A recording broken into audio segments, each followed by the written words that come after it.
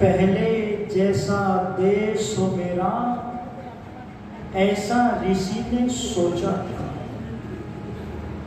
कैसा देश था ये? इस देश के अंदर यज्ञों का प्रसार प्रचार था। इस देश का वो स्वर्णिम युग जब प्रत्येक गृहस्थी की अपनी यज्ञशाला होती थी, अपनी अलग गौशाला होती थी, और गाय के घृत से इस देश का गृहस्थी सुबह और शाम बैठ करके यज्ञ करता था। श्री राम का नाम आप लोगों ने सुना है। श्री राम के राज्य को यदि आप उठा करके पढ़ेंगे तो राम के राज्य में रहने वाले लोगों की जो दिनचर्या थी, जो शुरुआत होती थी, वो यज्ञ से होती थी। और उस समय ना तो ज्यादा बारिश होती थी, ना ज्यादा गर्मी होती थी, ना ज्यादा सर्दी होती थी, ना बीमारी थी। सारे लोग निरोग थे, प्रसन्न थे, प्रसन्न। और बड़ी बड़ी आयु को प्राप्त करने वाले लोग थे राम के राज्य में। राम के राज्य में लोग वेद के विद्वान थे, लोग यज्ञ के प्रेमी थे, लोग दानी थे। लोगों का जीवन साधारणता पर विचार बहुत उत्तम थे, विचार बहुत बड़े थे। ऋषिवर देवदानंद जी महाराज ने वो सपना देखा था कि पुनः पुनः हम यज्ञ से जुड़ जाए, क्योंकि महाभारत के 1000 वर्ष पहले ऋषि ने लिखा था कि ये देश अवनति की ओर बढ़ने लग गया था।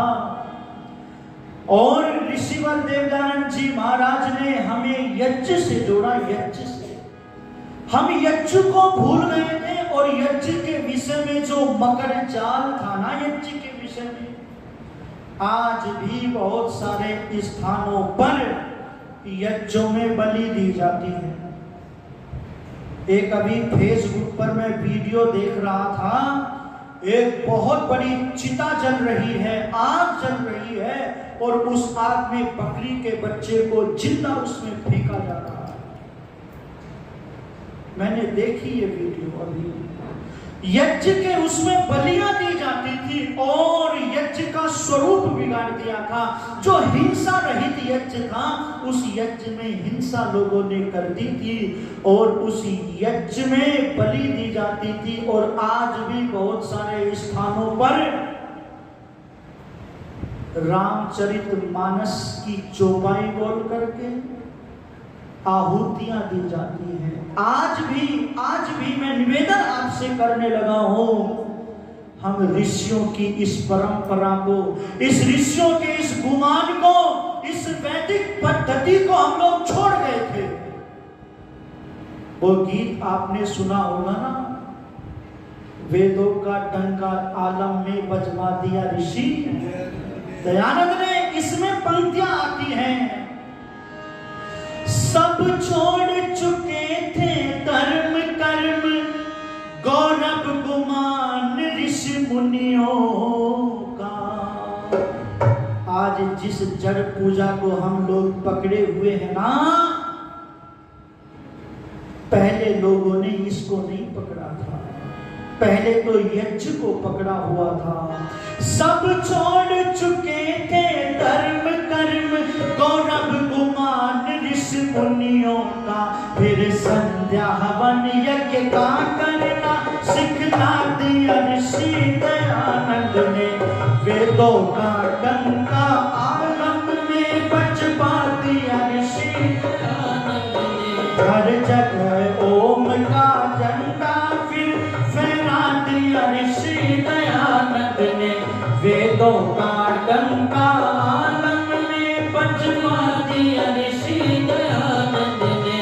विद्यालय गुरुकुल खुलवाए, कायम हर जगह समाज किए। विद्यालय गुरुकुल खुलवाए, किए। आदर्श पुरातन शिक्षा का, आदर्श पुरातन शिक्षा का दिखला दिया ऋषि दयानंद ने। वेदों का डंका आलम में बजवा दिया ऋषि दयानंद ने। बलिदान किया बलिवेदी पर जीवन प्रकाश हंसते हंसते। बलिदान किया बलिवेदी पर जीवन प्रकाश हंसते हंसते। सच्चे रहबर बन कर सबको, सच्चे रहबर बन कर सबको दिखला दिया ऋषि दयानंद ने। वेदों का डंका आलम में बजवा दिया ऋषि दयानंद ने। हर जगह ओम का झंडा फिर फहरा दिया ऋषि दयानंद ने। धन्य हमारे स्वामी जी, धन्य महान ऋषि, धन्य हमारे स्वामी जी, धन्यवाद ऋषि, धन्य हमारे स्वामी जी, धन्यवाद ऋषि। सब छोड़ चुके थे धर्म कर्म गौरव गुमान ऋषि मुनियों का। कब्रों पर मजारों पर जाकर के चद्दरें चढ़ानी शुरू कर दी थी इस यज्ञ को छोड़ करके हम लोगों ने। और आज भी मजारों पर जाकर के चद्दर कौन चढ़ा रही है? हिंदू जाति चढ़ा रही है, हिंदू जाति। अजमेर में चले जाओ, कहीं पर भी चले जाओ, कब्रों पर जाकर के चद्दरें चढ़ाती है। बड़ा दुख होता है। जिनकी मजार बनी हुई है वे तो उन पर चद्दर चढ़ाती नहीं है। और हमारी माताएं बहनें पूत की प्राप्ति हो, किसी तरह से संकट टले, किसी तरह से भूत हटे, किसी तरह से ये डाकनी साकनी से पैंडा छूटे, ये कब्रों पर जाकर के चद्दरें चढ़ा रही है। किसी ने पंक्तियां लिखी थी, मेरा तो मन करता है कि इन कब्रों पर जाकर के ये 2 पंक्तियां लिख दूं। दादू दुनिया बाबरी कब्रे पूजे पूत, जिनको कीड़े खा गए उनसे मांगे पूत।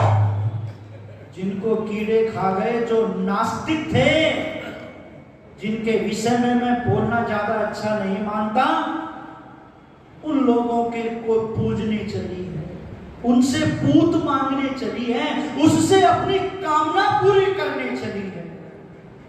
यहाँ की माताएं तो बहुत विदुषी हैं, यहाँ के लिए नहीं कह रहा मैं। बहुत सारे स्थानों पर जो है कब्रें बनी हुई है, कहीं बीचों बीच सड़क पे बनी हुई है, कहीं रेलवे स्टेशन के बीचों बीच बनी है। खतौली में, खतौली है मुजफ्फरनगर के पास में। खैर उन लोगों ने साहस का परिचय दे करके रेलवे स्टेशन के पास में जहां ट्रेन ऐसे गुजरती है और ये मजार, वो लोगों ने तोड़ी, हटाई गई वो मजार। ये लोगों का एक षड्यंत्र भी है। धर्म प्रेमी बंधुओं, कहीं पर बढ़िया हाईवे होगा ना, हाईवे, वहां जाकर के थोड़ी सी ईंटियां लगाई और वो करके बस बना दी मजार। खैर अब लोगों में जागरूकता आ रही है। मैं इस ओर न जाता हुआ मैं तो चर्चा करने लगा हूं कि इस यज्ञ में एक बहुत बड़ा विज्ञान है, इस यज्ञ में बड़ी शक्ति है। इस यज्ञ के विषय में ऋषि दयानंद जी महाराज कहते हैं कि जो व्यक्ति यज्ञ करता है उसके ऊपर परमात्मा अत्यंत प्रसन्न होता है, प्रसन्न होता है। और वेद का मंत्र कहता है कि यज्ञ करने वाले का घर ऐश्वर्य से, सुख और शांति समृद्धता से भरा रहता है, भरा रहता है। उस घर के अंदर अकाल मृत्यु दुख नहीं आते जहां पर यज्ञ होता है, जहां पर यज्ञ होता है। और वेद का मंत्र कहता है कि कभी भी हम यज्ञ के मार्ग से विमुख ना हो। जब विवाह संस्कार होता है तो वहां पर भी वर और वधू को प्रेरणा दी जाती है। भाई बहन के पैर के नीचे एक पत्थर रखवाता है और वहां पर मंत्र बोलता हुआ कहता है, मेरी बहन जैसे आंधी ओला वृष्टि क्यों ना हो जाए, वो टस से मस नहीं होती। ऐसे ही धर्म के कार्यों में चट्टान की तरह से मजबूत बन जाना। तू यज्ञ को मत छोड़ देना, तू धर्म को, ईश्वर को मत भूल जाना। बहुत सुंदर प्रेरणा वहां पर दी जाती है। और मां भी अपनी बेटी से कहती है क्या,